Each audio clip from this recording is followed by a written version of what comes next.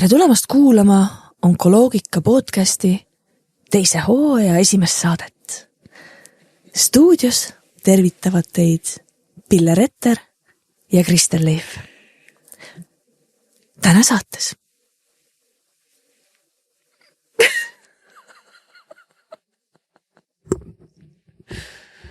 Ma nüüd küsiks otsa, et mis asi see oli. Mõtlesin, prooviks midagi uut. Et elus peab uusi asju proovima, aga tõesti, stuudios me oleme taas Pille ja Kristel. Kristel ja Pille. Ja Jupi. Ja kaamera taga. Meie uus sõber Markus! Yeah! Jupi, ära mine kuskil. Sina maga. Nii. Ja nagu te näete, siis meil on sellest hooajast video podcast. Ehk siis teil on võimalus meid nüüd ka vaadata. Ja kus me siis oleme nüüd, Pille? Me oleme kodust kiviviske kaugusel Tartu äärelinnas. Me oleme Estkeeri kontoris, kus on juhtumisi ka Tervisetasku podcasti salvestamise stuudio. Ja nii nunnult võtsid nad meid oma tiiva alla, aga sellest kohtumise loost räägib juba Kristel, kes tunneb vist Eesti kõiki inimesi juba praegu. No ühesõnaga, kuidas tegelikult oli? Tegelikult oli asi ju väga lihtne. Enne kevad, kui me oma esimest hooaega salvestasime, siis ju kogu aeg oli nii, nüüd lähme Tallinnasse, nüüd me teeme Tallinnas ära 2 podcasti, siis me saame kokku veel 3 erineva inimesega ja siis me jõuame veel normaalseks ajaks koju, et perega õhtus süüa. Mis tegelikult oli öösel ikkagi? Jah, või siis jääme ööseks, et teha 2 päeva jutti. Aga tegelikult see kõik oli üsna väsitav. Ja siis me otsustasimegi, et me tahaksime sellel hooajal võimalust ka Tartus salvestada, nii et nüüd tänu siis Estkeerile on meil võimalik salvestada videopodcasti Tallinnas ja Tartus. Ja mis siis Estkeer on? See on ka minu meelest hästi nagu loogiline, et me oleme tegelikult just siin Estkeeri juures, sest Estkeer on ettevõte, mis pakub, kuhu sa lähed? Pakub igakülgset abi selleks, et erivajadustega inimesi, eakaid inimesi kodus toetada. Aga vähipatsiente? Jaa, absoluutselt. Ja üldse kogu see kodune elu siis kellegi lähedase haigestumise korral ümber seada. Nii et ka sisuliselt väga oluline teenus ja meil on hästi tore meil siin olla. Nii et nüüd on meie jaoks ka olukord uus, et peale meie ja külalise on stuudios ka Markus! Nii et vahva. Aga, no mine maha. Okei. Teise hooaja esimene saade mõtlesime Pillega ja Jupiga, et teeme selle siis ilma saatekülaliseta. Ja vaatame veitse tagasi, mis siis vahepeal toimunud on, sest viimane saade ju stuudios sai meil salvestatud vist kuskil juuni alguses ja siis oli suvel veel üks erikeis ka. Ja päris viimase siis tegime juulis, mis ta meil oli, Väike-Till sündmuskeskuses Tartus, aparaaditehases, ülinunnu koht, täpselt samamoodi jälle ülinunnud inimesed. Ja seal me rääkisime armastusest Vähiravifondi tegevjuhi Margit Saar-Kraaviga ja ma arvan, et see kokku üks väga ilus saade, millele tegelikult oleme ka väga palju head tagasisidet saanud. Podcastid kuidagi on see omamoodi teraapia vist ka meie jaoks, et me oleme mitu korda seda arutanud, et miks me seda teeme? et kuidagi ma arvan, see on ka osa meie enda sellest tugisüsteemist või toimetulekumehhanism kuidagi ka, et tore on asju arutada ja enda jaoks ka lahti mõtestada. Aga täna siis oleme siin suurepärases stuudios, nagu me oleme korduvalt juba rõhutanud. Mõtlesime, vaatame tagasi, vaatame edasi, kuidas on meil endal läinud, mis onkoloogika kogukonnas toimub, mis Eestis üldse laiemalt vähirindel toimub, vähitõrje, jätkuvalt on see nimi selline rindel. Ja toimub tuli kanalahk peale natuke. Selle sõna peale? No, jah, selles mõttes see sõna on. Ja. Aga no nii nagu me oleme sinuga rääkinud, siis vaat Eestis ongi see, et meil ei ole seda sellist head lingvistikat, jah. Okei, Pille, kuule, aga mina ei ole siin nüüd paar päeva näinud, mis ma siin näinud ei ole? Jah. Ma olin, paar päeva pole näinud, nagu ma ei tea, kui kaua oleks kadunud. aga jaa, minul oli ravi jälle taaskord. Ehk siis nüüd siis 7. raund sai läbi. Avastati siis jälle üks pisike mummuke, mis seekord oli siis pesa teinud puusa juures olevasse rasvkoesse. Ja arst oli muidugi selles mõttes selline hästi positiivne ikkagi, et see oli justkui siuke nagu natuke nagu mööda minnes teostatav raviprotseduur, kui nüüd vaadates kõike seda, mida see keha on pidanud eelnevalt vastu võtma. Et sain siis 3 korda täppiskiiritust. Kui ta oli? Et seekord oli kuidagi nagu selline creepy natukene, sellepärast, et kellel kiirituskogemust ei ole, siis ühesõnaga patsient siis levab sellise lavatsi peal ja siis on selline udupeen aparatuur, mis siis hakkab su ümber käima. Aga ta on ikka paras kobakas. Ja seekord ma olin kuidagi seal, tõsteti mind hirmsasti kõrgele sinna lae alla ja siis see masin käis kuidagi nii lähedalt ringi, et ma nüüd vaatasin, et kas ta läheb vastu või läheb, ei läinud. Aga loomulikult ei saagi vastu minna, sest et ega see on kõik ju väga täpselt paika nimitud just. Aga enda see sükene nagu mingi psüühika hakkab mängima. Mul tuli silme ette praegu täiesti, kuidas mingi multikas on, et see Frankensteini koletis läheb sinna üles, vaata, et kuskile torni ja siis tuleb see välk sinna sellesse, mis asi see on, sellesse masti ja siis ta ärkab ellu mingi siuke pilt tuli silme ette praegu, oli umbes nii? Ei no päris nii ei olnud. Okay. Aga jah, muus osas ma ütleks, et siuke rahu on ikkagi sees kuidagi nii nagu ta on. Nüüd ja tulemusi siis nüüd, millal uued skännid, kuidas, millal teada saame, kas mummuke on läinud? See on jälle 3 kuu pärast, et minul ongi vaata eladki niimoodi 3 kuu kaupa on ju, et kompuutrisse, et pigem ongi see, et mul ei ole kahtlust, et selle koldega nii-öelda see kiiritus 1-0 ei tee. Ja minu puhul on jah see, et sarkoomid on muidu ei ole ka väga hea kiiritustundlikkusega. Aga minul on siis õnnestunud, siin ongi, et kuidas nüüd saab öelda, et on mingi hea vähivorm, ei ole olemas sükst asja, aga et sarkoomiliike on üldse nagu hästi palju, neid on üle 50, suht keeruliselt ravitavad ja minul on siis õnnestunud kuidagi see saada müksoidne liposarkoom, mis siis on täpselt selle hea kiiritustundlikkusega, et ei ole kahtlust, et selle koldega ei saa nii-öelda 1-0, aga pigem ongi see, et kuhu ja mis seal kehas, ülejäänud kehas siis nagu toimub, on ju. Et see on pigem see, mida siis tuleb jälgida. Okay. Mis sa tegid need 3 päeva? See oli minu meelest jälle nagu nii kuidagi õige, kas saab öelda õige, aga nagu nii sümpaatne valik minu jaoks ka, et kuidagi välja lülitada ennast kõigest, et pühendada ennast loodusele ja loomingule, nagu sa mulle kirjutasid. Ja tead, ma võtsin täitsa niimoodi, et mul olid messengerid, hääled maas, kõik asjad olid maas. Aeg-ajalt ikkagi käisin ja vaatasin sellepärast, et ka osaliselt peresuhtlused ju toimuvad ikkagi sealt kaudu, on ju. Aga muidu ma võtsin täiesti niimoodi, et minu puhul on ikkagi see, et see mikromärkamine, et ma saangi aru, et kui meil tempo läheb üles, siis see mikromärkamine tegelikult kaob ära, ehk siis see sama kohalolu võime kaob ära. Et ma tegelikult just pildistasin eile hommikul. Praegu on ju meeletult ilus on loodus, mulle hullult meeldivad need esimesed krõbedad hommikud, kõik on nagu kristalliline. Et ma võtsin täiesti selles mõttes täiesti aja maha ja fokuseerisingi kuidagi selle loomingule, et ehk siis ma kirjutasin natuke ja siis sukeldasin ka natuke oma hinge täppidesse, et nii oli, et võtsin täitsa.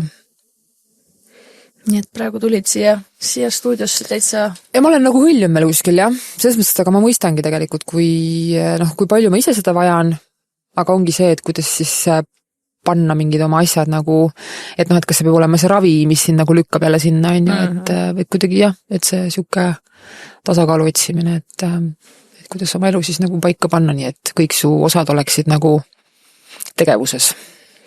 kuidas sul seekordsed kliinikumis käigud olid? Palju tuttavaid ja võõraid nägusid kohtasid?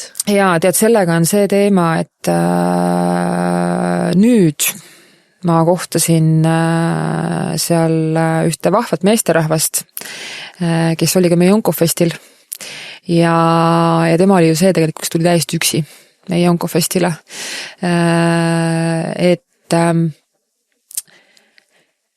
Et see taaskohtumine, need kallistused, need jutud, need on, ma ei oskagi öelda, ei oskagi see õiget nagu sõna anda, aga üleüldse ma tegelikult näen, ja mis tegelikult sinu puhul ja mis üldse meie puhul on ju välja tulnud, et kui ma siin eelneval uuringul käisin, siis kahjuks kirjutas mulle, et kuule, ma vist nägin sind seal koridoris, aga ma ei julenud nagu juurde tulla. Ja me tegelikult oleme juba algusest peale öelnud, et meile ju tegelikult tulge ainult juurde, jutustame, kui vähegi aeg on. Et seal kabineti ukse taga me ju kõik ootame ühtemoodi, on ju. Ja tegelikult see on nüüd läinud täiesti laivi, mul on väga hea meel selle üle ja selles mõttes, et ma täiesti julgustan, mind võib kliinikumi koridoris rajalt maha tõmmata, ja tegelikult seal tulebki välja selline hästi inimlik vajadus lihtsalt esiteks jagada ja tunda sellist õlgõla tunnet. Sest seal sama meesterahvagagi meil ikka läksid vestlused täitsa nagu sellised tabudeta, ja siin võib-olla saad ka nagu aru, et mis seal osakonnas ongi nagu puudu, et kõik on selline hästi jäikkandiline, selline otsekohene, sirgjooneline, aga inimene, ta on tervik. Et seda hoitust seal haigla koridoride vahel ja kabinettides praktiliselt ikkagi nagu ei ole. Ja siin me olemegi sinugagi varasemalt ju arutanud, et miks tegelikult inimesed võib-olla ka satuvad nende nii-öelda ise hakanud terapeutide juurde, sest et nemad pühendavad sul selle aja. Kas see on siis siiras nende puhul või mitte, aga nad pühendavad sul selle aja. Ja võib-olla sind praegu kuulates, ma just mõtlen selle peale, et see ju ei tähenda, mida sa praegu räägid, et kuidagi arstid ja õed ei hooliks või oleksid kuidagi külmad ja kalgid seal haiglas, vaid see kuidagi, mida see teine patsient või see nagu inimene, kes päriselt on kohal ja kellel on aega lõputult, kas just lõputult, aga ma ei oska seda kirjeldada, et lihtsalt, et kui meid praegu kuulavad ka nagu meditsiini inimesed, et see ei ole nagu kuidagi näpuvibutus teile, vaid see, et millega on puudu. Jah, lihtsalt. Et see küsimus on kuidagi meil olnud endal õhus tükk aega siin juba kõik need korrad, kui Pille on nüüd seal kliinikumis käinud ja jälle keegi on tulnud ja täpselt see, kui sa tuled sealt kabinetist, kas siis esimest korda välja saades diagnoosi või kuuldes, et su ravi taas algab või miks mitte saades teada ka, et ravi on toiminud, kõik need emotsioonid, mis selle teadmisega koos tulevad, et me ilmselt ei saa panna sinna mingisuguseid valvekallistajaid, kuigi miks mitte, me võime proovida, aga et võib-olla see on hoopis see üleskutse, et kui me istumegi seal haigla koridoris, et selle jaoks ei peagi tingimata Pille sinna jalutama, vaid et me ka ise julgeksime seal ootesaalis teiste patsientidega võib-olla rohkem juttu rääkida ja jagada ja küsida. Ja sest Valeria, üks meie onkosemu ju rääkis ka, kuidas temal oli sarnane lugu tegelikult just seal ooteruumis, kus ta nägi, kuidas üks täiesti värisev inimene tuli jälle arsti kabinetist välja, ta oli ilmselt siis saanud värskelt diagnoosi ja täiesti nagu tühja koha pealt ta lihtsalt läks ja pakkus talle oma kallistust, mõistmist, andis talle mõned nõuanded enda praktilisest kogemusest, lihtsalt mis sind ees ootab. Et see tegelikult on ülivajalik ja jälle me jõuame siit selle kogukonna teema juurde tagasi, on ju. Mõtteainet on. Ja. Kuidas seda tuge pakkuda. Aga sinu tervis nüüd järgmised skännid siis ongi 3 kuu pärast. Siis saab jälle näha, mis ja kuidas sul seal toimunud on ju? Jah, eks ta ongi, ikkagi saan aru, et on agressiivne vorm ja eks ta on ka nii, et sageli juhtub ka nii, et mida noorem patsient, seda elujõulisem on tegelikult ka see sama tegelane seal sees, on ju. Aga ma sain ka nüüd jälle, sain ikkagi natuke seda ka jälle, et et kuule, kas sa ikkagi seda kohta oled vaadanud, kus need 30 000 seal inimest tervenesid seal USA lehel, kas sa ikka seda oled vaadanud, et sain jälle selliseid asju ka, kas ka sel korral oli oled siiamaani sellest välja tulnud, küll tuled sellest ka?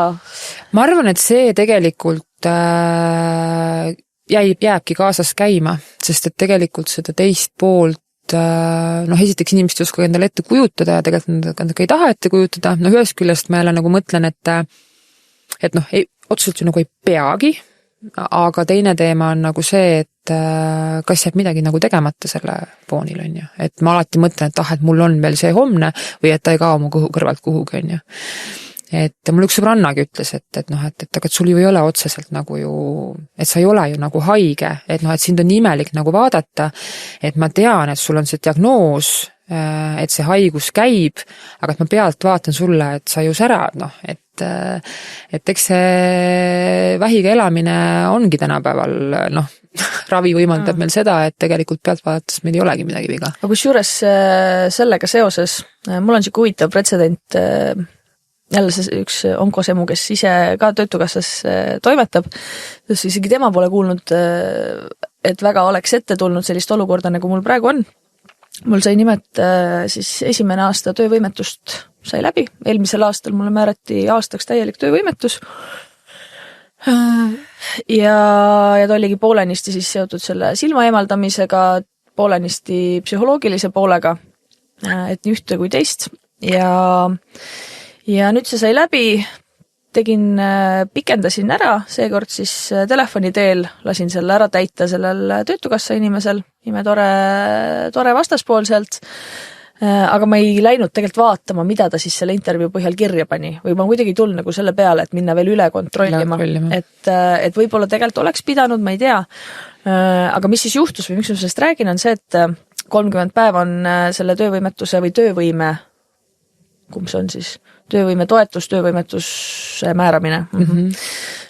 30 päeva menetlemiseks, sai täis, tuli kiri, pikendame veel 30 päeva teie avalduse menetlemist. Okei, et ootame siis, ma ei tea, mingid järgmised skännide vastuseid või midagi. Sai 30 päeva täis, tuli uuesti kiri, pikendame veel 30 päeva teie taotluse menetlemist. Et see oli väga veider. Ja siis nüüd ühel õhtul eelmine nädal siis mulle helistas kell 8 õhtul. Ma ei tea, mis kellani need inimesed töötavad seal siis. Helistas jälle üks armas inimene ka sealt osakonnast või asutusest. Ja ütles, et tahavad panna mulle füsioterapeudi aja selleks, et siis üle kontrollida, et kas minu väited vastavad tõele või kas mul tõesti siis on nagu mingisugune füüsiline probleemistik taustal, et miks ma olen töövõimetu. Ja ma küsisin tookord juba tema käest otse ja ka eile, kui ma siis füsio juures käisin, küsisin ka selle füsio käest, et miks ma üldse siin olen, sest minu võib-olla sellisest töövõime sellest nagu sisulisest probleemistikust väga väikese osa moodustab see, et kas mu käed liiguvad või kas ma suudan nagu jala ette astuda või trepist üles minna, et kogu see raskuskese on tegelikult ikkagi kuskil mujal. Et jah, silmaga seoses mul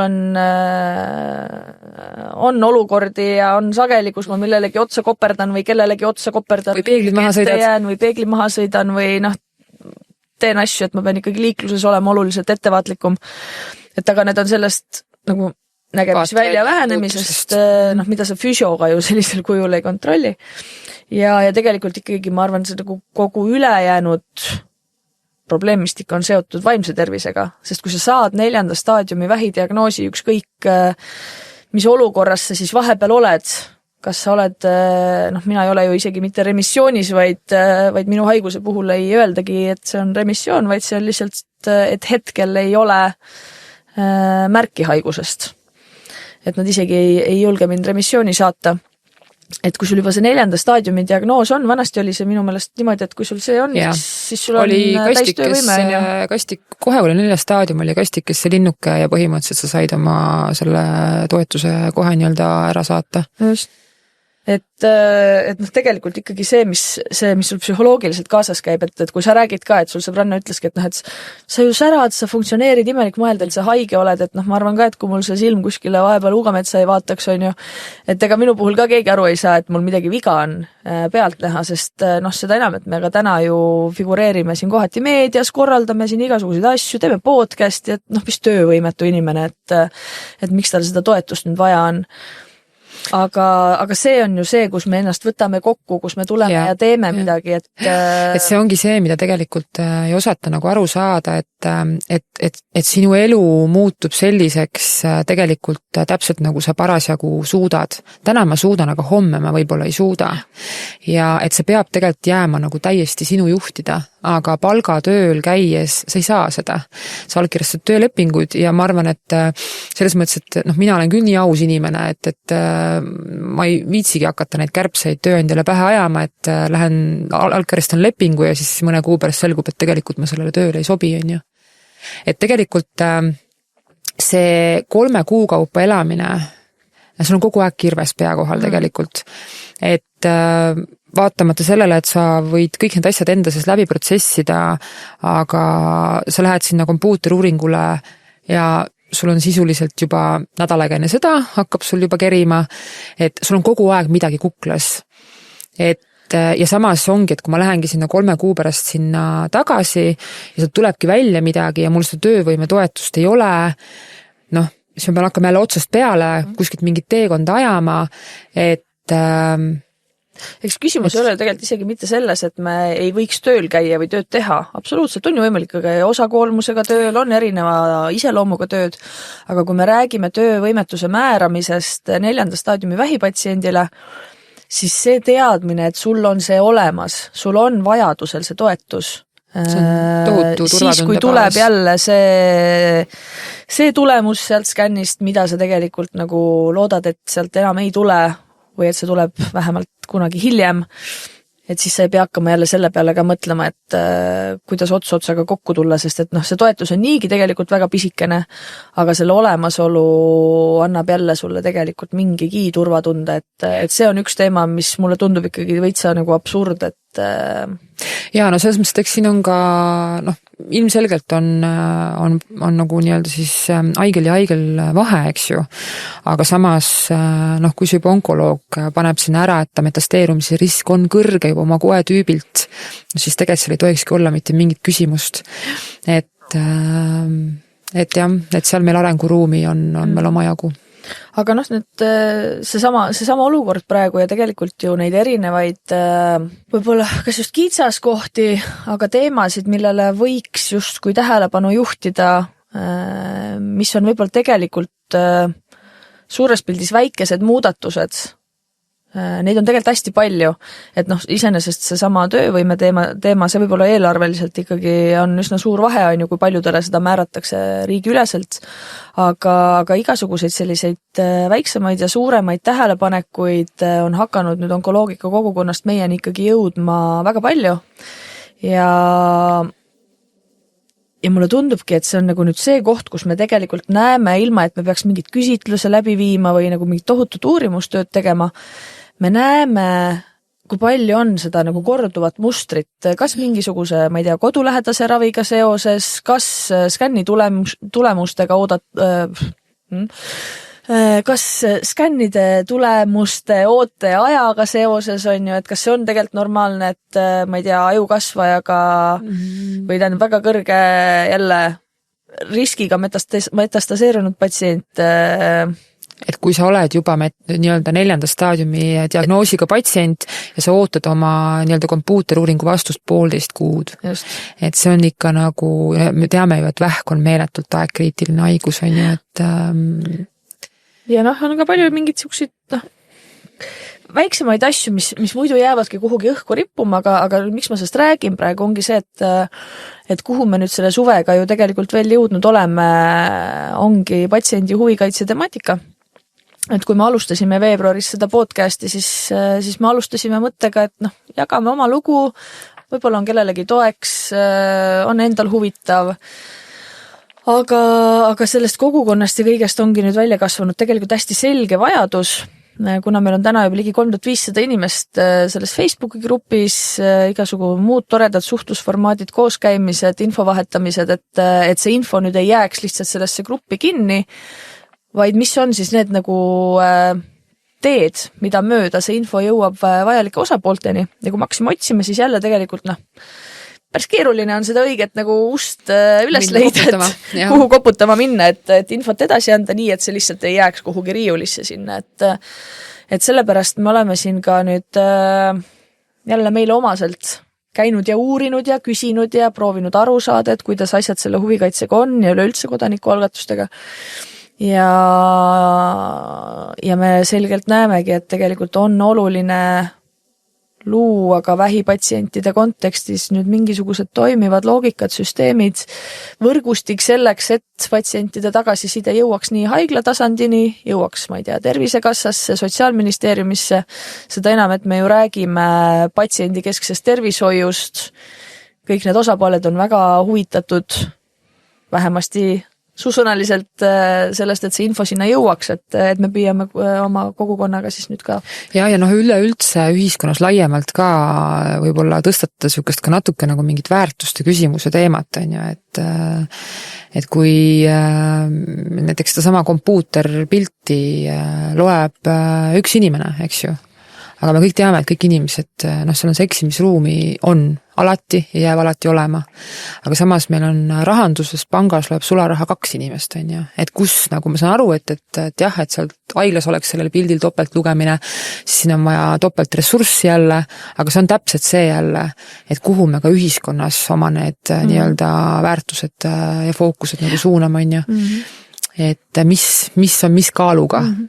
Ja absoluutselt kõikidele nendele teemadele, mis siit praegu võib-olla meie jutust on läbi käinud või mis meil ka kogukonnast läbi käivad, siin on hästi nagu lihtne leida põhjendusi, et miks see nii on, et meil ongi, ma ei tea, radioloogide puudus, ei olegi inimesi, kes saaks topelt kontrollida, meie siin hea sõber Priit Salumaa teeb AI startupi praegu on ju, mis aitaks neid tulemusi topelt kontrollida, et asjad liiguvad sinnapoole, aga lihtsalt kuniks me ei juhi tähelepanu nendele teemadele ja ei otsi lahendusi ja lepime sellega, et nii on paraku, et siis ta nii jääbki. Siis ilmselt ta nii jääbki.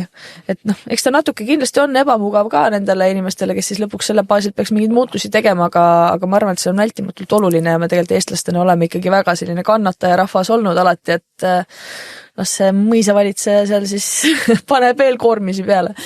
Et aga tegelikult selline lugupidav dialoog ja ühiselt välja töötatud süsteem, kuidas tagasisidet anda ja lahenduste nimel tööd teha, et see on hästi oluline ja see on koht, kuhu me tahame onkoloogika kogukonnaga kindlasti panustada. Just. On ju. Okei, nii et see on suund, kuhu me läheme ja kindlasti ma arvan, meil tuleb ka mingisugune saade, kus me sellest juba mõne huvitava külalisega natukene lähemalt räägime. Aga Kristel, kuidas sul läinud on vahepeal? Jaa, see väike asi ka. Jälle, pealt näha ju tegelikult ju hästi. Ilus ja rõõsa ja naeratad. Jaa, juuli ja august ka sai ju kõvasti siin tegutsetud, toimetatud ja käidud ära nii MRT-s kui kompuutris. Tulemused olid ka seekord puhtad. Ja siis selle järel ma tegelikult küsisin enda Rootsi arsti käest ka, et kas see jälle on nagu tavapärane või nagu kuidas, mida nüüd edasi oodata. Ja siis ma tegelikult sain talt hästi sellise nagu väga hea vastuse arstilt. Tõesti, kõik see, kuidas ta sõnastas seda, kuidas ta andis mulle sellist nagu realistlikku vaadet minu prognoosile versus tegelikult ei pannud mind kuhugi statistikasse otseselt, et tema sõnum oli see, et on kuskil mingisugune 10% patsientidest, et kes siis selle minu Rootsis saadud ravi tulemusel saab täieliku ravivastuse, ehk siis metastaasid kaovad. Ja enamasti kuskil selline 6 kuu kandis, või sagedasti siis võib-olla on õige mõelda, kuskil 6 kuu ja aasta jooksul need metastaasid tulevad tagasi. Et see on tavapärane siis nende 10% juhtude puhul. Aga et tal on siis ka patsiente, kes juba tegelikult ka 4-5 aastat on jätkuvalt veel puhtad. Et täpselt ongi see jälle, et kuhu poole see minu saatus siin nüüd nagu kukub. aga lihtsalt kuna praegu ongi see selline 6 kuu selline tähtaeg kuidagi. Ajaaken on ju, järgmised skännid mul on novembri lõpus alles, et selles kontekstis praegu ikkagi siuke kerge ärevus, kui see vahepeal meelde tuleb, on ikkagi sees, et kas nüüd on oodata mingit pauku või mis siis saab. Ja eks ma olengi siin tegelikult taustal otsinud mingisuguseid võimalusi ka, et kuidas veel ühtpidi ennetada või varem juba teada saada sellest, et kas kuskil midagi areneb, et on CT-DNA analüüsid, väga udupeen, mida USAs kasutatakse minusuguste patsientide jälgimisel juba täna, mis minu lugupeetud arsti Ellen Vettuse sõnul on ka tulevikumuusika tõenäoliselt meil, aga lihtsalt ei ole nagu Eesti raviprotseduuride kontekstis veel tasuta kättesaadavat minu olukorra puhul ja mis muidu maksavad hingehinda, et muidu oleks tahtnud seda ka teha, sest see näitab veres põhimõtteliselt seda, kas sul on veel aktiivseid kasvajarakke ringluses ja kui seda vaadata siis regulaarselt mingisuguse intervalliga, sa näed siis, kuidas see kontsentratsioon veres siis kas tõuseb, langeb, püsib sama ja kui ta juba hakkab tõusma, siis on põhjust tuua näiteks skännid ettepoole, et saada siis aru, on ju, mis toims. Aga kuna jah, see oma taskust tuleks maksta ligi 6000 eurot ühe analüüsi eest ja seda tuleks korrata, et siis kes nad. Aga ühesõnaga jah, selline koht on ja mis mulle jälle omaselt, ma kuidagi, kuna meil see suvi, me jõuame kohe muidugi meie suve võib-olla selliste nagu haripunktideni ka, aga kuna suvel seda toimetamist oli päris palju, puhkust veidi vähem, et me ju jätsime teadlikult oma puhkamise siia suve lõppu rohkem, et siis vahepeal ikkagi läks jälle selliseks kuidagi andmiseks ja tuli kuidagi nagu ühel hetkel ma tundsin, et on vaja jälle nagu endale meelde tuletada, et teema on teine, sõnum on teine, olukord on teine, aga vanad mustrid hakkavad jälle kuidagi korduma, et minu see rõõmus tore ADH aju jälle naudib sellist head dopabiinilaksu, suuri väljakutseid, segaseid olusid, mida keerulisem olukord, seda ägedam mulle. Aga see jälle kõik kuidagi hakkab väsitama ja kuna ma võtsin siis suvel ka oma ADH rohtusid ja suutsin selle arvelt jälle väga palju teha, siis ühel hetkel ma kuidagi jälle olin selles kohas, kärsasid läbi. Et kas see tuleb nüüd millegi arvelt jälle. Et siis ma võtsin teadlikult kuidagi jälle sammu tagasi, et oma rütmi aeglustada, vaatasin oma toidulaua üle, liikumist jälle rohkem sisse tuua ja nii edasi, et eks see on jälle siuke nagu pidev kuidagi siuke tahaks hullult teha, suudan, tahan, võin, siis tuleb jälle meelde, et kuule, ära pane üle, hoia oma tervist, prioriteedid on mujal, et selle nagu kahe äärmuse vahel minu karakteriga laveerida tegelikult on jälle vaimselt hästi keeruline, et jah, selles mõttes ma võikski Töötukassale ju öelda, et ma võiksin käia tööl ja teha täiega või ma võiksin olla ettevõtja ja teha täiega. Super on ju, majandus kasvab, aga see ei ole ilmselt nagu väga pikaajaline sellisel juhul, et minu tervis tõenäoliselt sellisel juhul väga kaua lihtsalt vastu ei pea.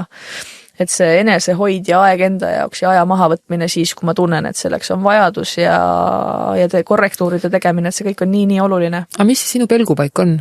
Kui sa ikka tundsid, et see karussell läks nagu ikka mõnuga, nii et hakkas üle võlli käima?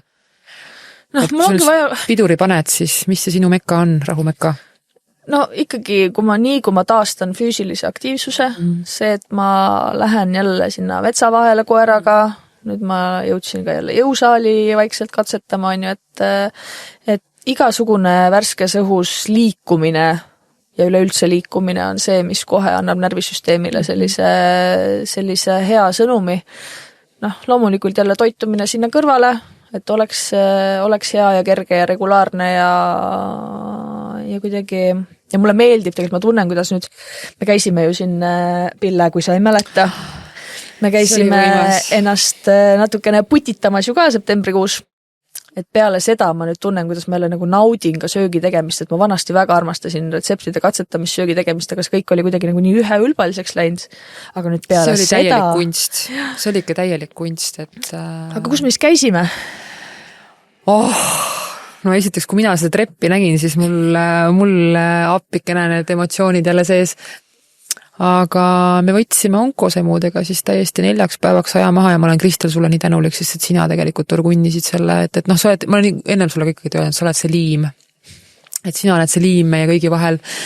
Aga me olime Peipsi ääres, mis on üldse nagu minu jaoks selline hästi personaalse, sellise sentimentaalse tähtsusega koht, et ja siis ma nägin seda treppi, mis sinna üles kaldesse viis ja siis ma sain aru, et ma olen nagu siin olnud.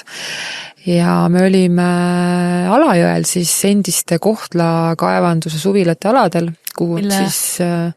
Nimi täna on Kumulus Rannamaja. Just, et minge vaadake neid pilte juba tarmute ära, et noh, kellel vähegi on võimalik, siis ja see on täpselt koht, kus on aastaringselt nagu fenomenaalselt ilus. Ja kuna ma olen kaevurite vana lapselaps, siis kõik minu suved möödusid täpselt selles samas rannamajakeses või saunamajakeses ja nüüd ta on nagu nii super ilusti korda tehtud, et mul on nagu nii hea meel, et elu seal jätkub. Ja kokku said siis naised 4 päeva üliilusat naisenergiat ja ikka nagu päriselt sellest rattast maha astumist. Telefonid olid meil ära, et ma ei tea. Tegelikult juba see punt ka, või kuidas see kõik juhtus. Onkofest on miski, millest me ka täna ikkagi räägime, me jõuame sinna. Aga kuskil seal Onkofesti lõpus, vaata siis oligi ka see tunne, et nagu nüüd oleks vaja päriselt puhata ja kuidagi valmis olla sügiseks ja ennast laadida ja siis seal saigi meil juba enne, kui meil Onkofest oli päriselt ära olnud, me panime juba selle aja paika, leidsime koha ja siis mõtlesime, et kuidas me siis läheme, et meil juba oli tekkinud selline oma onkosemude punt ja mõned kohad olid veel ja kuidagi hästi loogiliselt need naised, kes meiega liitusid, jõudsid meieni. Et tegelikult me ju ei tundnud üksteist üldse kuidagi nagu niimoodi sügavamalt. Väga sõbranna tasandil ja mõnega kohtusime üldse esimest korda. Et see ei olnud nüüd selline onkoloogika mingisugune ametlik üritus, vaid pigem oligi see, et onkosemudena meie siis ise oma mingisuguse ringiga läksime ja laadisime ennast ja no tõesti kuidagi, Karolin Ligi, kes tuli meile seda retriiti tegema. Retriit on selline tore sõna eesti keeles jälle, on ju. Jah, see on ära lööb. Halva maigu saanud. Aga Karolin teeb neid selliseid mõnusaid sündmusi seal Kumuluses ka muidu. Meie tõmbasime ta kohe otse Onkofestilt endaga kaasa, sest et nii nunnut inimest teist on raske leida. Ja tuli ka siis Karolini ristiema Aivi. Täielik haldes. Oh my god. Täielik haldes, et... Ja see, mis meid seal tõesti siis ees ootas, et ma ei olnud ka isegi nagu selleks valmis. Mina ka ei olnud. Et kuidagi, ja mida Karolin ütles lihtsalt ise olles teinud selliseid ringe ju varem ka, et ka tema tajus kuidas põhimõtteliselt esimesest hetkest, kui me siis kokku saime seal, tegelikult jälle võõrad inimesed oma vahel, üsna vähese kokkupuutega suures ringis, on ju. Et kuidas tegelikult olid maskid maas, et keegi ei pidanud olema mingisuguses rollis, keegi ei püüdnud endast mingit muljet jätta, vaid see nagu ausus, ehedus, avatus päriselt asjadest ja oma emotsioonidest rääkimine ja selle jagamine nende 4 päeva jooksul, et see tõesti oli kuidagi fenomenaalne. Et kohe siuke nagu, Ja siis pannagi sinna veel kõik see sama taimne täiesti kunst, mida siis Aivi Haldjana meile seal pakkus, sama Peipsi kallas, need alasti ujumised, ma räägin, et see oli lõkke, sul on pea kohal täis taevas, et väga äge. Ja kuidagi sa ei teadnud, mis kell on. Jah. Kellasid seinte peal ei olnud. Ja tegelikult seda me ikkagi vaata ka tõdesime, kui hulluks on ikkagi läinud see elu, et kui sa ei tea, mis kell on ja sul korraks tuleb nagu mingi siuke nagu ärevus sisse, et noh, ikkagi sa pead olema kontrollima oma päeva. Et see on midagi täiesti, mida nädalavahetustel sisse praktiseerida, et pange ära ja pange kellad ka ära, et ja seal kuidagi ei tekkinud kordagi ka seda, et vähemalt minul oli nagu see tunne või kogemus, et jubedalt peaks kohe midagi nüüd organiseerima või tegema või kui tekib vaikus, et siis on vaja seda vaikust täita või et midagi pole teha vahepeal või et tahaks nagu, ma ei tea, lihtsalt scrollida. Minu jaoks oli see koht ka, kus mina nägin seda siukest sinu mingit nii ägedat poolt ka, et sa oled ikka äge. Jah, eks inimesel on erinevad näod. Jah, kõike on. Ja ma arvan tõesti, et see sündmus tõi ka lasi lõpuks sellel mingil Kristelil ka olla, kes võib-olla igapäevaselt on kuskil tagaplaanil. Natukene varjatum. Jah. Ja. Nii et super, aga miks me sellest siin jahvatame, lihtsalt kuna see andis nii palju ja see on nüüd tegelikult alates eelmisest sügisest, ma olen võtnud sellise vähemalt äkki 2 korda aastas sammuga või 3 korda, et eelmine kord, kui sul leiti ju ka need metastaasid, siis me käisime 2 looduses pikemalt. Et see aeg päriselt endale lubada. Ükskõik, mis elus toimub, seda aega on vaja, kus sul ei ole vaja mitte kellegi jaoks olla, mitte millegi eest vastutada ja kus sa päriselt puhkad ja oled kontaktis iseendaga, et seda tuleb võtta ja see on nii oluline. Ainu. Ja nüüd muidugi meil ongi siin juba, et nii, mis me nüüd järgmiseks teeme, kuhu me veel läheme, väga lahe. Aga ilmselgelt see punt saab kokku, nii et... Aga okei, mis siis enne seda toimus, millest me siis ennast maha laadima kõigest läksime? Et miks meil siis see suvi nii tegus oli, Pille? No... Mina ikkagi ütleks, et peetud sai Eesti 2025. aasta suve hitsündmus, sest lihtsalt mitte midagi sellist ei ole olnud. Ja tegelikult me üsna kohe saime ka aru, et seda ei olegi võimalik mitte millegagi võrrelda. Et Onkofest on täiesti omalaadne nähtus, omalaadne sündmus. Et ma ei teagi, kus sellest alustada. Jah, alustame võib-olla sealt, et me siin mõtlesime kevadel Pillega. Et teeks järgmine aasta 2026, kuskil suve alguses teeks Onkofesti. No mina oleks tõenäoliselt teinud ka. Sina olid see, kes ütles, et mis see siis sai tegelikult. Me just arutasime autos, kui me tegelikult sõitsime sinna, mäletad, Kertu oli ka, et mis see ametlik otsus oli, et jah, ta tuleb. Miks või? Ei, et jah, et me nüüd hakkamegi seda tegema, jah. Ma ei tea, juulis kuskil. See oli 2 kuud. 2 kuud oli meil aega teha seda, jah. Aga tegelikult oli ikkagi see plaan, tõesti, me teeme suure sündmuse, see on järgmise aasta suve alguses, ilusti aasta aega on planeerida, mõtleme kõik läbi, lalala. Aga siis kuidagi sai see podcastide hooaeg sai läbi. Esimene puhkeõhtu oli selja taga, suvi algas, ma just olin mõelnud, et näe, et üle pika aja polegi olnud sellist vaba suve, kus ühtegi kohustust ei ole. Ja siis me ikka loomulikult jõudsime sinna, et aga kuule, teeks äkki nagu augustis ära või midagi. Tahad tulla sülle? Tule. Ja siis me tegimegi, aga see oli kuidagi nii jälle, ma arvan, et see iseenda sisetunde ja jälle toimuva usaldamine oli miski, mida me selle kõige juures hästi palju lubasime. Sest kui alguses oli idee, siis see hakkas ise kuidagi hästi orgaaniliselt minu meelest kasvama, et lõpuks meie tiim oli ju ikkagi selline 20 inimest erinevates rollides, kes tegi, ma ei tea, veebilehte, kes planeeris dekot, kes planeeris kohapealset, ma ei tea, toitlustust ja mida kõike veel ja nii edasi, kes pani programmi kokku, et kes tegi disaini, kes tegi sotsmeediat, et kõik kuidagi, kõik tegid midagi ja meid tegelikult oli palju. Aga lõpuks oli selline tunne, nagu see tiim oleks ikkagi nagu päris kaua juba kokku töötanud, et see oli minu meelest ka hästi erakordne. Et see tiim kuidagi selliselt kokku sai ja ma arvan, et jälle see,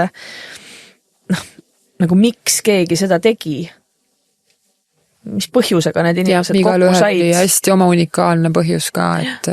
Aga ka see vankumat usk kuidagi sellesse, et seda asja on vaja et siis kogu see protsess kulges tegelikult vaatamata sellele, et oli täitsa uus tiim, polnud ühtegi eurot raha. Oli vaja leida asukoht, panna kokku sündmus täiesti nullist, jõuda inimesteni, müüa maha piletid, leida sponsorid, mida kõike veel, et siis tegelikult see läks ikkagi üsna ludinal, kui tagasi vaadata. No tagasi vaadates tunduvad kõik asjad palju lihtsamad muidugi, on ju.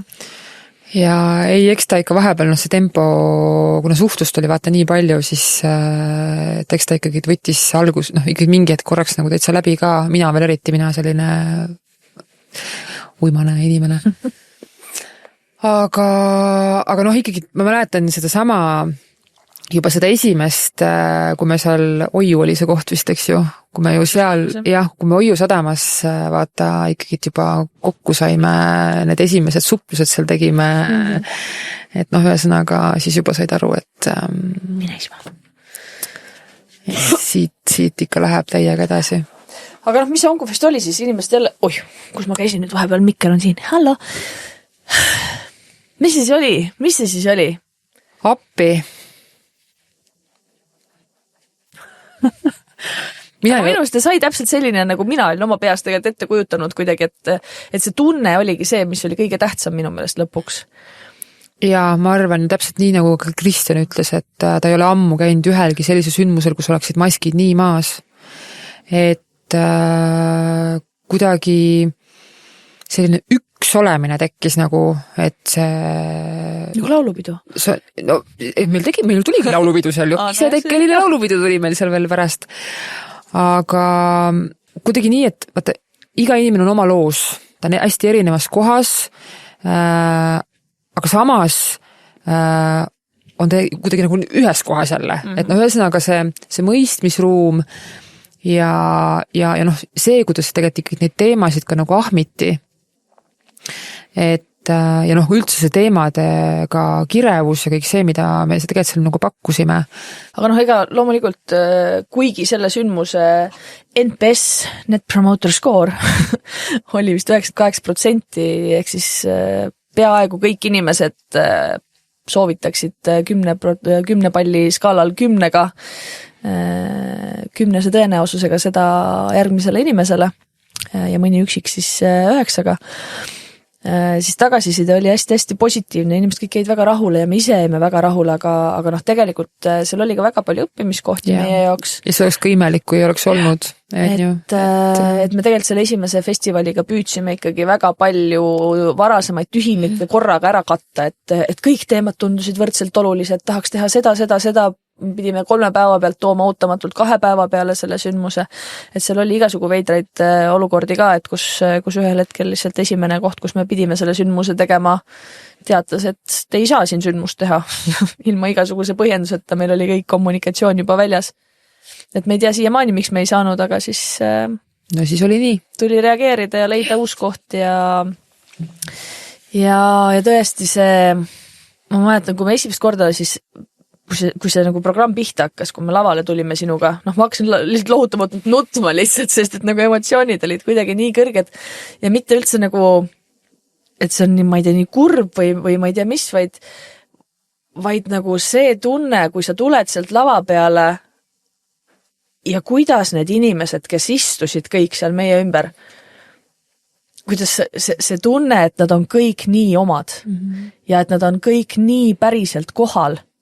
Et ma olen palju pidanud lavadel kuskil olema, ma ei tea, kas päeva juhtimas, ise esinemas, mida iganes seisma inimeste ees ja rääkima.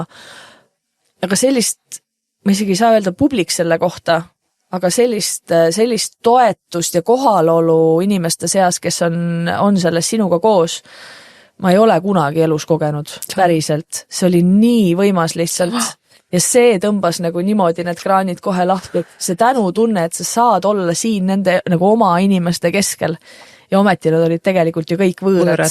Ja tegelikult üks tagasiside ju ka, mis päeva või teise päeva lõpus inimesed kirjutasid, oli see, et ka võõrad võivad olla omad ja siis teine oli teiselt inimeselt, et siin ei olnud ühtegi võõrast inimest. et praegu ka nagu külmavärinaid. Ja samas vaata, kui tore oli ka kõikide nende peale mõelda, kes meil tegelikult seal ju esinesid. Et ka nemad tulid täiesti sellises mingis voogavas tänumeeles ja suures usalduses, sest et tegelikult ka see nende jaoks oli täiesti esmakordne. Et seda oli kõike nagu lihtsalt niivõrd ilus kõrvalt vaadata ja kogeda. Nii et kui me alguses kartsime nime Onkofest ja panime sinna kohatult kohane onkofestival, siis tänaseks sellest sai ikkagi rahvakeeli Onkofest ja ta ikkagi ongi täiega Onkofest. Ja tõesti ta ongi festival, kus me tähistame elu. Et lisaks sellele, et meil oli seal hulk väga huvitavaid arutelusid nii spetsialistide kui patsiendi enda kogemuste baasilt. Meil oli seal erinevad liikumistegevused, üks-ühele nõustamised spetsialistide toel, mida kõike veel meil sinna mahtus on ju, et siis meil ikkagi esimesel õhtul oli ka korralik küttebänd. Pidu. Poisid niimoodi rokkisid seal kõik sokid ja kõige naljakam oliks see, kui selle koha omanik ise, kes oli terve suve siis seal Valma puhkemajas, mis see puhkekeskuses võõrustanud erinevaid suvepäevi ja sündmusi, seisis, ma mäletan, kuidas ta seisis seal selle tantsuplatsi taga koos oma mingite tiimiliikmetega ja lihtsalt vaatas niimoodi. Nagu kuidas need vähihaiged siis rokkisid seal täielikult ennast unustavalt ja pärast ütleski ka, et ta ei ole näinud väga-väga ammu seltskonda, kes niimoodi päriselt naudiks. Ja vaata, meil oli kohe ka see mingi hetk, kui me alles ju planeerimise käigus olime, siis tuli ühe kõne ajal välja, et kuidagi, kui me räägime nii-öelda onkopatsientidele seda sündmuse planeerimist, siis kohe tõmmati paralleel, leinalaager. Et ühesõnaga, aga mul on lihtsalt nii äge, et tegelikult see on nagu tohutu selline mingite müüride kukutamine, jäämägede sulamine, ma ei tea, vanade müütide prügikasti viskamine tegelikult, mida me kõik praegu teeme, et see ongi see puhas, täiesti nagu kirgas, kirega elatud elu. Ja muidugi teine väga eestlaslik küsimus ja kommentaar oli see, et kas olete kindlad, et olete kõik kained või? Aga meil oli täiesti alkoholivaba üritus ja minu meelest see oli veel nagu eriti äge, sellepärast, et mina arvan, et nii mõnigi inimene sai endale sealt selle kiki, et mida tähendab tegelikult päriselt alkoholivaba pidu. Ja kui sa oledki selle kiki juba kätte saanud, siis ei taha seda alkoholi enam. Et ja millest mul on tegelikult võib-olla ka, mis tegelikult see samas Onkofestil ka tegelikult välja tuli, imeline Kaisa Meetast oli oma sõbrannadega seal ja tegelikult siin ma tahangi just öelda, et kui me, tihtilugu mõeldakse, et see üritus ka sündmus meil, et vähipatsiendid ja nende lähedased. Ja siis kuidagi sõbrad ja sõbrannad arvavad, et nemad jäävad sealt nagu välja, et olulisemad need ongi, et need siis nagu vanemad või elukaaslane või abikaasa, lapsed või meil oli küll laste nii-öelda siis täiskasvanute sündmus. Aga sõbrad on ka lähiring, et kütke aga edasi, ükskõik mis sündmus meil on, võta sõbrad ka kaasa. Ja hästi ilus oli tegelikult vaadata neid inimesi, kes olid ka tulnud koos kellegagi. Enamik oli tulnud tegelikult minu meelest, või väga paljud olid tulnud üksinda, aga kelle oli kohale toonud tütar, kes oli tulnud, ma ei tea, oma õega. Et neid näiteid oli ja mulle väga jäi meelde tegelikult üks paar, kus oligi tütar ja ema, kus tegelikult ikkagi, emal oli ikkagi eluisu otsas selle kõige tõttu, kuhu vähk teda viinud oli. Ja kuidas ta avanes selle festivali jooksul, kuidas see tütar oli, see kõik oli nagu nii selline nagu mingi deformatsioon või transformatsioon, mitte deformatsioon, transformatsioon toimus seal kuidagi, et kuidas ja need sõnad, mis seal ka meie festivali lõpetamisel kõlama jäid ühe naise suu läbi, et kui tema jaoks siia nagu varem kõik, mis seondus onkoga, ükskõik kui lauses oli juba onko, siis see oli tema jaoks kohutavalt hirmus. Siis peale seda festivali sõna onko enam ei ole hirmus. Ja see oli, ma arvan, tegelikult üks väga suur kompliment sellele sündmusele. nii et me võime muidugi siin hästi pikalt ja detailselt rääkida, mis seal toimus ja kuidas, aga ma arvan, et selleks pole tegelikult vajadus, sest need, kes käisid, need teavad ja tulevad uuesti. Ja tegelikult kogu see sündmus ju sündiski kogukonnast endast. Tänu sellele kogukonnale, tänu nendele inimestele, kes olid kohal, kes olid nemad ise, kes tulid lavale, kes tulid kuulama, kes ka esimesel hetkel, kui kohale jõudsid, küsisid, kas millegagi saab aidata. Ma tahan ka midagi teha, et see ei olnud nagu keegi teeb kellelegi mingisuguse ürituse ja sa tuled seda siis nüüd pileti eest kuidagi kogema, vaid see päriselt oli selline hästi nagu ilus koosloome minu meelest. See ongi see sama kogukonna koos hingab, see tugi, see üksteisele toetumine, üksteise eest hoolitsemine, et sina ka jupi on ju? Jah, tema nii tahtis tulla. Jo. Aga meil on tegelikult häid uudiseid ka. On ju, seoses Onkofestiga. Jaa, on küll. Jah, ka oodatud uudised oleme siin kinni hoidnud. Et meil on paigas järgmise aasta Onkofesti kuupäevad. 10–12 juuli. Kus ta meil oli? Lepanina hotell. Vaat see koht on, Mõtlen, ma vaatan, kas on ikka hotell selle nimi. See on mega ilus koht. Igal juhul Lepanina ja seal Lepaninaga on tegelikult see teema, ma ei ole ise kunagi käinud seal. Lepanina hotell ja aga iga kord, kui ma olen Onkofesti peale mõelnud, juba alates siis sellest päris algusest, mul on millegi pärast tulnud see Lepanina silme ette ja mulle kunagi ei tule see nimi meelde. See on see koht, kus kunagi olid need Go-Moduli suvepäevad, ma mäletan küll. Seal veel, ma ei tea, nööp esines on ju. Et siis hakkad seletama kõik nagu mingi mida. Nüüd me jõudsime selleni, ma helistasime sinna ja täpselt jälle see äratundmine, mis tekkis selle perenaisega rääkides, kes seal siis majandab. Et kohe kuidagi selle, nagu hästi nagu selge tunne oli see, et see on see õige koht. Jah, see on see. Ja kuidagi see sai nii omaks, et ma arvan, see Lepanina saab olema üks super koht, sest täiesti mererannas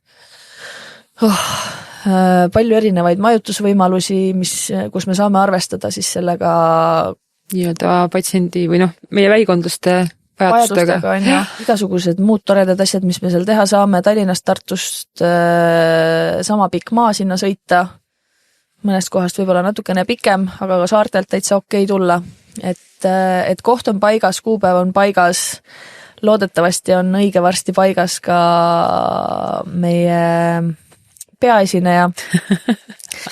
Aga seda ma veel ei julge öelda, aga võib-olla juba see on laivis, kui see podcast eetrisse läheb.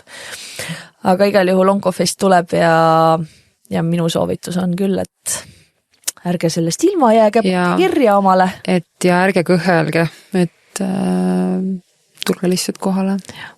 Tõesti, tule üksinda, tule perega, tule sõpradega, piletimüügiga läheb veel aega selles mõttes, et seda kõike me hakkame alles ette valmistama. Kuupäevad broneeri ära. Kuupäevad on paigas, pane see endale vähemasti kalendrisse, saame tilgutama hakata varsti või ma arvan aasta alguses kuskil ka programmi ja neid teemasid, aga arvesta, et 10–12 juuli järgmisel suvel on siis Onkofesti teine tulemine. Aga kuna sinna on palju aega, mis me siis vahepeal teeme? Mis me vahepeal teeme, ega meil ei ole nii kaua aega oodata ju. Et nüüd vahepeal siis ainult ootame. Podcast, esimene osa on nüüd teie ees. Tore, et te olete meiega, meid taas üles leidnud. Podcasti hakkab järjest tulema. Ja kulgeme jälle kuni kevadeni. Kuni suve alguseni lausa arvaks on ju. Ja tuleb erinevaid teemasid läbi podcasti, tahame alustada nüüd varsti ka webinaridega, et natukene selliseid võib-olla tehnilisemaid teemasid käsitleda spetsialistidega. On meil erinevaid mõtteid veel kõikvõimalike kokkusaamiste kontekstis. Oleme mõelnud ka, et kuidas puhkõõtu ratastele viia. Jaa, sest tegelikult hästi tore, me ju käisime tegelikult eelmine nädal vist pille või? Oli see nii? Jah, eelmine nädal. Käisime ju Raplas, kus üks tore asjapuul Külle kutsus meid külla ja saime mõnusasti siukses privaatses intiimses ringis jutustada Raplamaa vähikondlastega. Just. Ja see kuidagi jälle oli nagu nii selline jõudu andev jälle endale ka. Et juba lihtsalt kuidagi see koos olemine ise mulle tundub, et alati ei peagi seal need kellad, viled ja mingi tohutu ürituskorraldus taga olema, vaid vaid iga asja jaoks on oma formaat, on ju. Ja see vahetu kontakt on ikkagi see, mida tegelikult ei asendagi mitte miski. Et iga asi on oluline on ka see, et me veebi jõuame, aga see vahetu kontakt on miski, mis peab ka jääma. Nii et võib-olla siit üks üleskutse veel, et kus see jupi nüüd läks? Et ole nagu Ülle, et kui sul on oma piirkonnas, kus sa elad, mis võib-olla jääb nendest suurtest vähikeskustest kõrvale, kui sul on mõni tore mõte, et sa tahaksid leida üles teised vähikondlased, onkoloogikud oma piirkonnas midagi teha, et sa võid sellest ka meile julgelt märku anda. Kutsu meid külla. Et meil siin on Saaremaa, on sihikul, Raplas käisime praegu ja me aitame. See ei tähenda üldse seda, et kuidagi meie peame seal midagi ise tegema, vaid me võime aidata lihtsalt kuidagi ka järje peale saada, kui selleks on vajadust, et tegelikult ju tahaks, et ükskõik, kus sa Eestis elad, siis sul oleks läbi online võimaluste alati see tugi ja onkoloogikute ring ümber, kui sa seda vajad, teemade vastused käeulatuses ja teisalt ka ikkagi see näost näkku kontakt ilma, et selleks peaks 100 kilomeetreid maha sõitma, et kuhugi sündmusele jõuda.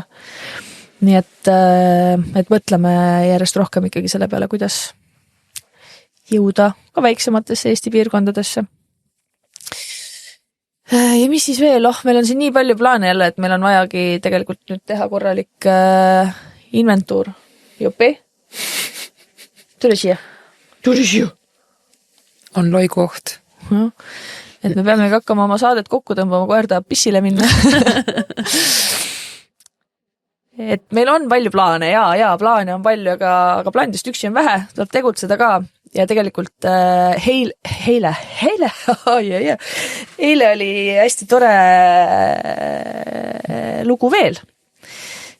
Saime meie kokku noorte onkoloogikutega, kes siis on kuskil seal 20. esimeses otsas ja kes on ka juba seal võib-olla veel varem saanud diagnoosi, täna remissioonis või siis ka täna aktiivravil. Ja mõtlesimegi nendega, et kuidas nüüd siis ka seda sihtgruppi veel ekstra kuidagi aktiveerida, neile pakkuda olulistel teemadel mingid formaate ja see oli nii kihvt jälle, mis punt seal kuidagi kokku oli saanud, et vaatame, ma nüüd tegin neile väikse intro ära, panin ise, ütlesin, ma nüüd lähen ära, muidu ma räägin liiga palju, et me nüüd varsti teeme update'i, et kuidas me sealt edasi läheme, et see noorte suund ja meestekuu on ju tulemas, kus me tahaksime meeste teemasid võib-olla natukene aktiivsemalt käsitleda. Ja ägedaid mehi me oleme juba üles noppinud. See on nagu lihtsalt nii vinge. Just. Et tegelikult see kogukond, kus me olime siis, kui me tegime oma esimest podcasti ja alustasime grupiga, millest me unistasime versus kus me täna oleme, siis tegelikult täpselt see, mis on juhtunud, ongi hästi loogiline, et see kogukond läheb ise elama. Orgaaniline kasv.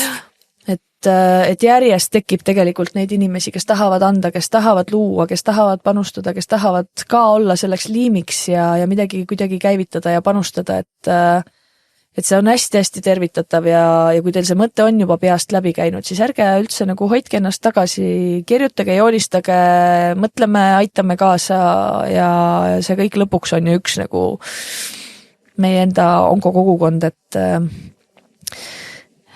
teha on palju. Ja, me kõik tahame, et see homne oleks parem. Just. Okei, kuule, aga siis ma vaatan nüüd korra meie väikest seda speakerit Memot. Ka. Teemasid, millest rääkida tegelikult oleks veel palju, aga selle jaoks meil see podcast ju ongi, et me jõuaksime neid ka järgnevates saadetes käsitleda.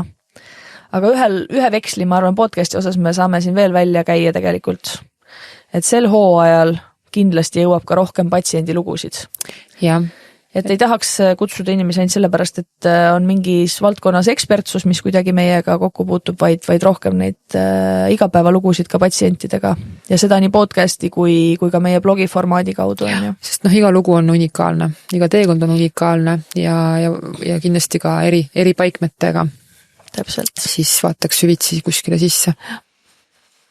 Nii et see esimene saade, mis meil nüüd siin vaikselt purki hakkab saama, ma ei tea, kuidas me siin kaamera ees muidugi välja paissime, võib-olla nokkisime nina või. Nüüd võite meile saata ka stressipalle. See on tore leiutis, ma ikkagi pean ära näitama, mul on täna 2 tükki kaasas. ja mina pidin olema muidu see pallihaldur, aga Kristel on väga hästi oma pallihalduriga ülesandega hakkama saanud. ja siin üks pallihaldur on mul süles, tahaks neid palle väga hallata. aga ühesõnaga, kuna meil on nüüd videopilt ka, et siis võite meile igasuguseid toredaid kirju ja joonistusi ja mida iganes ka saata. Jah, üliäge oleks stuudios tegelikult midagi nagu lahti pakkida. Pange oma loovus käiku. Jah. Et võime näidata, kui teete ise midagi ägedat, kui arvate, et on midagi, millest oleks mõtet ka rääkida siin saates. Et noh, päris... Tahate lihtsalt mingil ägedal kujul midagi, mingit sügavamat sõnumit või head soovi edastada? Et päris juur ja kivirähk me ei ole, et rahva omakaitse, et siia mingisugust koduveini saaks saata, aga noh, tehke proovi.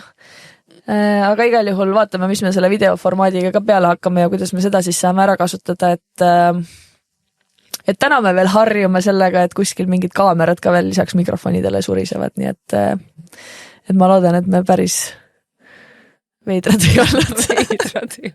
Veidrad oleme nagu nii kogu aeg. Veidrad oleme küll, jah. Okei, ja saadete lõpetamises ei ole mina kunagi väga hea olnud. Nii et ma jään lihtsalt rääkima, sest et midagi on alati veel.